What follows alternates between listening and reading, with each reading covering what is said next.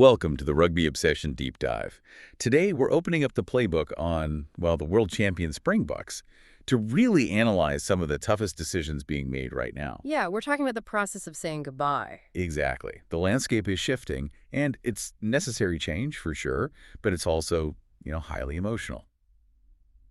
Before we jump into which Titans might be taking their final bow, just make sure you hit that button and subscribe to Rugby Obsession Please do. You won't want to miss these. so you never miss a deep dive into the world of rugby. Our mission today, really, is to give you a framework for understanding what's going on inside the Springbok camp. We're looking at reports that confirm a really clear focus on managing the exit of several senior players. And it's all about 2026 being this farewell send-off year. Right, because management is making an aggressive, almost non-negotiable pivot toward preparing the core squad for the 2027 World Cup.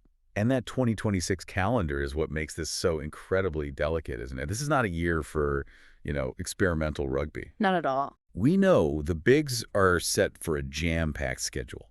Tets against every single Six Nations opponent. Which is just unprecedented for them. And on top of that, the absolute benchmark, those highly anticipated home games right here in South Africa against the All Blacks, It forces this perfect balancing act to honor the past, but secure the future. And that balancing act, it flows directly from the top, from the mandate set by Rassie Erasmus and his coaching team. Their focus is singular. 2027. Planning the squad that will line up in Australia in 2027.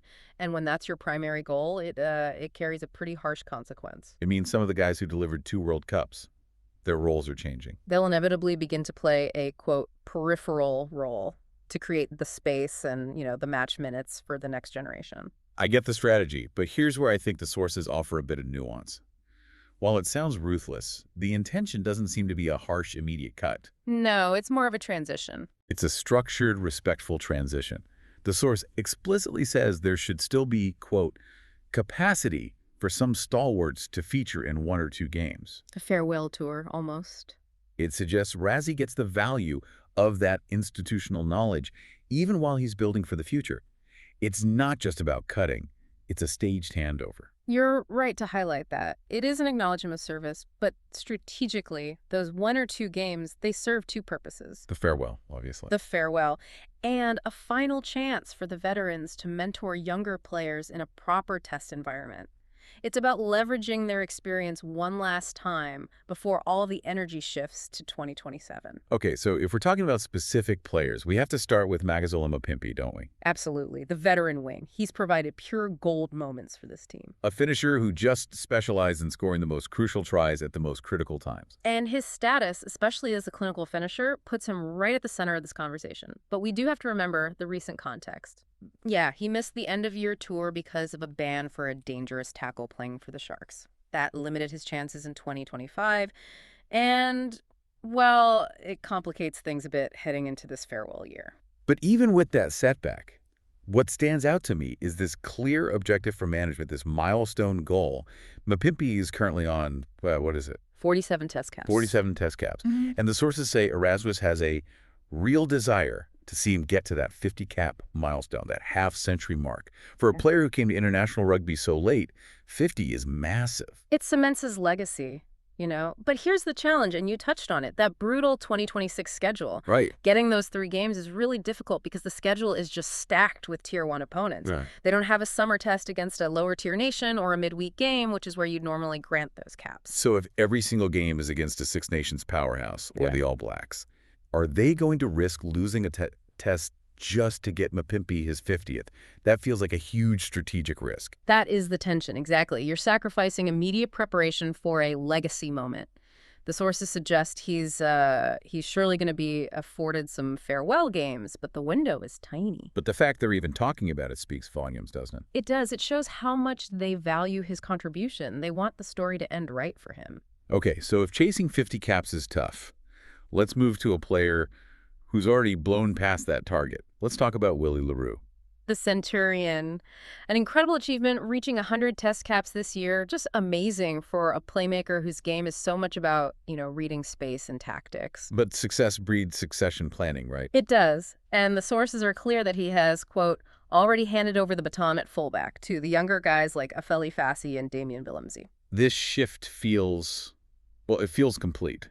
Yeah. And what stood out to me is the signal of that wasn't his age. It was the Colby anecdote. Oh, that was a huge tell. When both Fassie and Willemse were unavailable on that big end-of-year tour, management didn't just go back to le Roux, the Centurion. They gave Cheslin Colby a winger, a run at fullback. That is a very, very powerful signal. Why go to a non-specialist if your specialist is available? It suggests that the management team is placing a higher premium on sheer athleticism, speed, positional flexibility. The things Colby offers. Exactly. Over the specific veteran tactical generalship that le Roux provides, it suggests a subtle but definite shift in their tactical philosophy for the backfield. So you're saying they're prioritizing a different kind of threat. Le Roux is the conductor, Fassie and Willemse are more kinetic. That's a great way to put it. So if we connect that to the 2027 plan, the logical outlook is it's difficult for le Roux. It genuinely seems like he, quote, may have already played his final game. Wow. The rationale is simple. It wouldn't make strategic sense for the 36-year-old to feature this season when you have to build depth in the younger guys, unless, of course, there's a serious injury crisis. But even the sources themselves had to include that classic caveat. Oh, absolutely. And they should. Despite all the focus on the future, no one should ever bet against the veteran fullback having at least one more Bulks appearance in him. His rugby IQ is just off the charts. So high. He could be thrown into the deep end at any moment and still swim, but strategically, yeah, the tide has turned. Okay, we spent a lot of time on the back line. Let's pivot to the forward pack. Vincent Koch. Now, we always say that props, especially tight heads, can go on for ages. They can. They play comfortably into their mid-30s. And Koch will soon be 36, which in prop years still seems viable. But that 2027 World Cup calculus, that changes everything. This is where it gets unique. A tight head isn't about speed. It's about repetitive, immense force. A 36-year-old aiming for 2027 will be 39. 39. The physical toll on the neck, the back, the knees from all that scrummaging. And you just can't ignore that when you're planning a 4-year cycle. So even though he's in great shape, his age, plus that singular focus on 2027, makes it highly probable he'll be on the fringes this season. They have to test the next wave. And that's confirmed by his recent usage. The trend is clear. Koch only featured in 2 games in 2025. And both were off the bench. Both as a substitute. That's a very strong indicator he's moving to a peripheral role. Management respects his power, but they're clearly prioritizing match experience for the younger guys who will be ready in 3 years. But like the others, the sources do hold out hope for a proper farewell for him too. Yes. The source suggests there could still be a chance for him to play in at least 1 or 2 more tests this year. It's just critical for continuity for the player and the fans to see these guys get a proper send-off in South Africa. This is the heart of elite sports management, isn't it? For you listening, this knowledge gives you the context for every single Springbok selection this year. You're seeing these tough, necessary decisions in real time.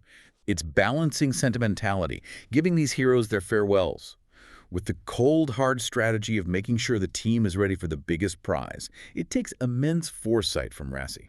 And if we kind of synthesize all this, what the phasing out of these 3 decorated veterans, Mapimpi, le Roux, Koch, what it means for the Springbok culture is, it's profound. Yeah. It confirms the management team is decisive, they're forward-thinking, and they are focused entirely on maintaining success, not just resting on the glories of 19 and 23. They're willing to make the hard calls while they're still on top. That's the price of sustained excellence. Before we wrap up, we want to keep giving you these deep dives, tailored to the most crucial news in rugby.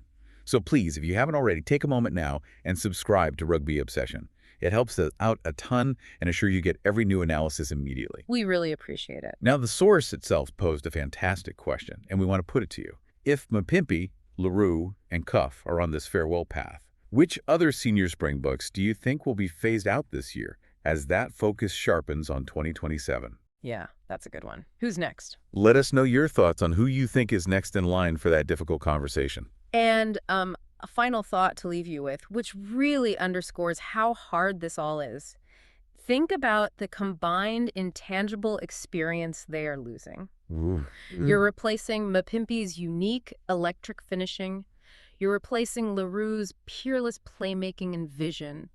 And you're replacing Coates' world-class scrummaging power that gives you stability when the game is on the line. The burden on the new guys. The burden this places on Fassi, on Willemse, on the new props to achieve that level of mastery and game intelligence immediately is just immense. That is the real high-risk challenge Rassie is facing, managing the knowledge gap. A perfect point to end on. That's the real pressure of 2026. Mhm. Thank you for joining us for this Rugby Obsession deep dive. Your insights and questions fuel this show, so let us know what you thought about today's discussion. We'd love to hear it. Thank you for listening to the Rugby Obsession deep dive, and we will look forward to you listening to our next episode.